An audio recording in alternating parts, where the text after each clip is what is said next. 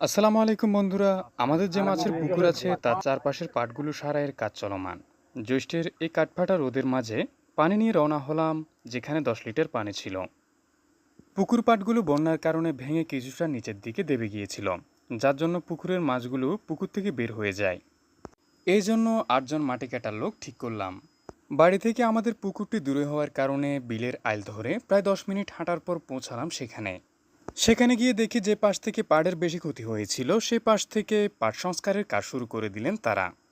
প্রথমে পুকুরের মধ্য থেকে, যেখান থেকে অর্থাৎ যে পাশ দিয়ে মাটি মাথায় নিয়ে তারা উপরে উঠবে, তার জন্য সিঁড়ি বানানো হচ্ছিল। পুকুরের গভীরতা বেশি হওয়ার কারণে নিচ থেকে সিঁড়িগুলো বানাতে অনেক সময় লেগে যায়।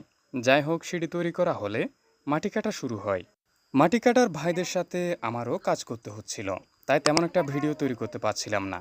তাই আমি আন্তরিকভাবে দুঃখ প্রকাশ করছি। যেহেতু আমি এখনও এ বিষয়ে নতুন, তাই ভুল ত্রুটি হলে অবশ্যই কমেন্টে জানান এবং ক্ষমা দৃষ্টিতে দেখবেন আপনারা।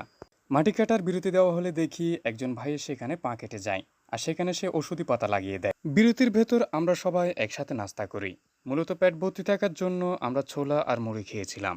মাটি কাটার কাজ অন্য কাজের চাইতে যেহেতু বেশি পরিশ্রমের, তাই পানিও খেতে হচ্ছিল বেশি বেশি। কাজের বিরতির পর পুনরায় কাজে ফিরে যাই আমরা, যা ভিডিওতে আপনাদের দেখাতে পারিনি। যাই হোক, কাজ শেষে আমরা সবাই আবারও বাড়িতে ফিরে আসি।